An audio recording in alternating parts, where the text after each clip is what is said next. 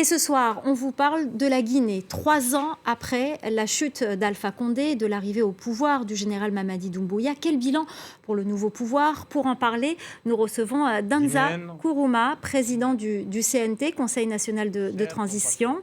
Bonsoir Danza Kourouma, merci beaucoup d'être venu sur ce plateau nous parler justement de ce bilan. On va d'abord aborder les questions d'actualité.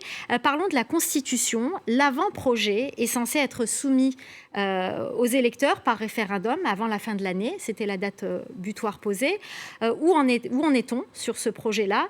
Il reste donc environ 3 mois avant de le soumettre aux Guinéens. Il est nécessaire d'établir le nouveau recensement, la révision du fichier électoral. Comment allez-vous faire en si peu de temps? Merci madame pour l'invitation. Et l'avant-projet de constitution a été rendu public il y a 1 mois sur toutes les plateformes électroniques conçues à cet effet. Un processus de consultation a été engagé par l'organe législatif entre toutes les composantes de la vie nationale pour critiquer et apporter des éléments d'amendement à l'avant-projet de constitution qui, pour nous, c'est un document qui est fait à l'image des aspirations exprimées par le peuple de Guinée lors des consultations qui ont eu lieu de 2022 jusqu'à 2023. Au jour d'aujourd'hui, avec assez de certitude, j'ose vous dire que ce texte est en train d'être discuté, débattu, et ma présence en France s'inscrit aussi dans cette logique pour associer la diaspora guinéenne en Europe dans ce débat contradictoire. Mais il sera bien soumis à un référendum, ce texte. Et ce processus, il est différent et innovant. L'adoption de l'avant-projet est différent et innovant de toutes les autres constitutions qui l'ont précédé. Je prends un exemple. La constitution de 1958, qui a été approuvée le 10 novembre 1958, après l'indépendance le 2 octobre, n'a eu qu'une semaine. Et la constitution de 82 n'a eu que 6 jours. La constitution de 2024, qui est en cours, a fait au moins 24 mois de consultation. Donc vous êtes en train de me dire qu'il est possible qu'il ne soit pas soumis au référendum? Il sera indébutablement soumis à un référendum. Et est-ce que vous arriverez à tenir les temps? Parce qu'il ne reste que 3 mois et on a vu qu'il y avait quand même le fichier électoral à revoir, le recensement qui n'est toujours pas fait. Ce n'est pas une mince affaire, j'ai envie de dire, et il ne reste que 3 mois. Est-ce que ça sera possible? Est-ce que vous tiendrez les temps? Les délais sont essentiels, madame. Mais la qualité et la crédibilité du travail à faire l'est autant que le délai, voire même plus que le délai. Donc il est possible que vous dépassiez ce délai? Donc, ce qui est important aujourd'hui, l'avant-projet étant disponible, le processus de son examen est en cours, le délai pour la soumission de l'avant-projet au référendum sera respecté. Donc avant décembre, le référendum sera soumis aux Guinéens? En tout cas, sauf les derniers réglages liés aux autres dimensions du processus électoral, mais le texte constitutionnel, quant à lui, remplit aujourd'hui toutes les conditions pour être présenté au peuple de Guinée lors d'un référendum qui se veut transparent et inclusif. Et on va en parler du peuple de Guinée, puisqu'en ce moment, ce qui occupe aussi l'actualité en Guinée, ce sont les inondations. Le gouvernement se mobilise pour apporter de l'aide aux victimes. Des vivres sont en cours de distribution dans plusieurs régions du pays. Des écoles ont été réquisitionnées pour loger les victimes. Malik Diakité, notre correspondant à Conakry. Dans la préfecture de Forécaria, à environ 100 km de Conakry, la capitale, les salles de classe ont été transformées en chambres pour les sinistrés. Parmi eux, des nouveau-nés, des femmes et des personnes âgées, tous encore sous le choc. À quelques jours de la rentrée scolaire prévue pour le 25 septembre, leur inquiétude devient de plus en plus grande. Actuellement, on passe la nuit à l'école, c'est nos enfants qui étudient ici. Et nous, si l'école est bloquée sur ça, là, nous aussi on est bloqués. Donc maintenant, nous on voit, on demande l'autorité, on demande le gouvernement de nous aider. Puisque nous aussi, on ne sait pas là où on devra partir. Le gouvernement guinéen a débloqué un montant de 10 milliards de francs guinéens, environ 1 million d'euros, pour l'achat de vivres, notamment des sacs de riz, des bidonvilles, du savon et des matelas pour les sinistrés.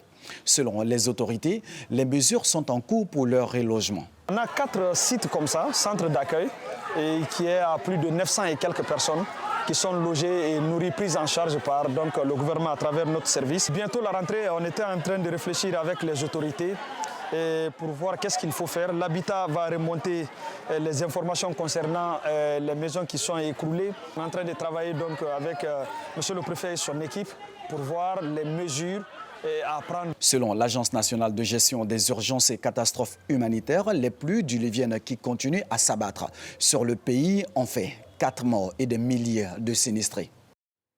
Alors, il y a les échéances politiques dont on vient de parler, mais il y a aussi les urgences qui s'imposent sur le terrain. Comment comptez-vous répondre à ces populations qui parlent d'urgence, d'autant qu'il y a la rentrée scolaire qui arrive et que ces personnes sont logées dans les écoles? C'est pourquoi, madame, je suis à mesure de vous dire que les enjeux climatiques constituent aujourd'hui des enjeux géopolitiques majeurs pour tous les pays du monde. Les inondations sont imprévisibles.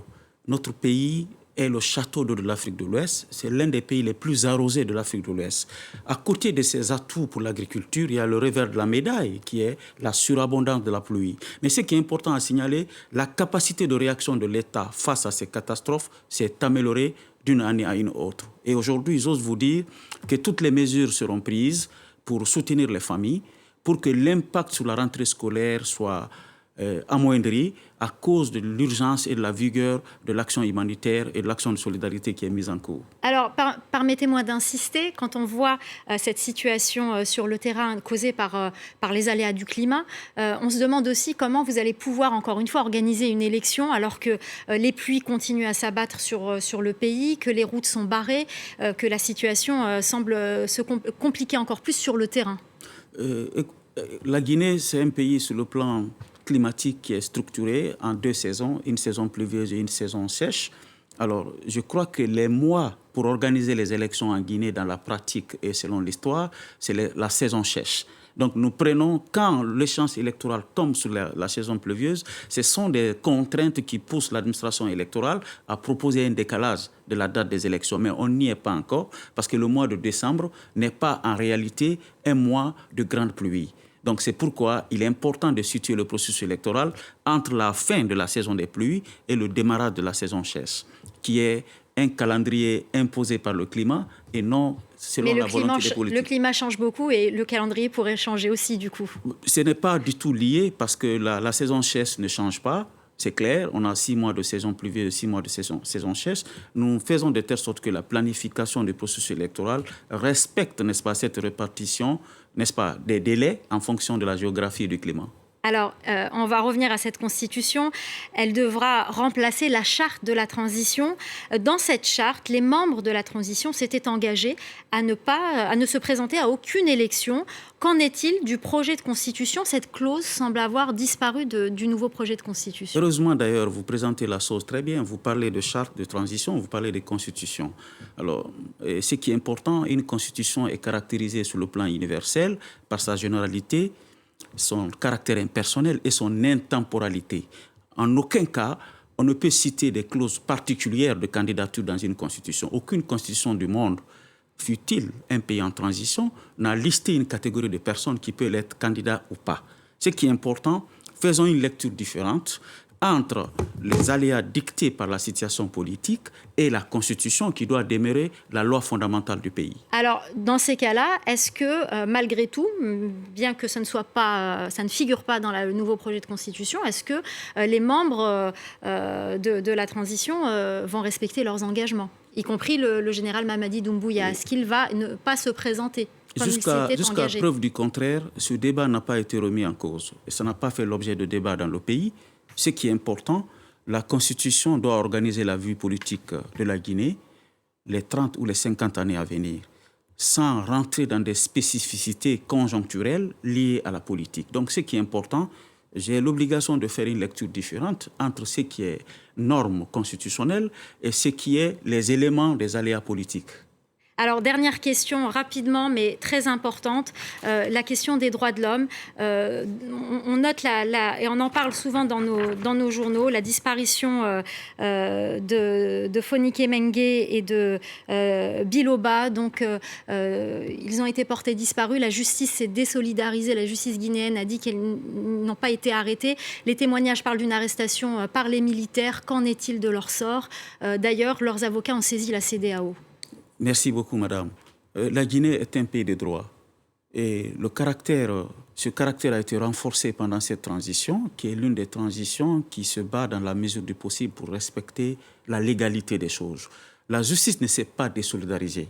Par contre, elle a déclaré qu'aucune procédure ayant entraîné l'arrestation de nos 2 compatriotes n'a été déclenchée par la justice. Elle s'en est remise à la police pour pouvoir ouvrir une enquête, mais on n'a toujours pas de... Ce sont les dispositions du Code de procédure pénale en Guinée. Quand des cas de crimes sont dénoncés ou rapportés, la justice met en place une procédure d'enquête indépendante pour situer les responsabilités.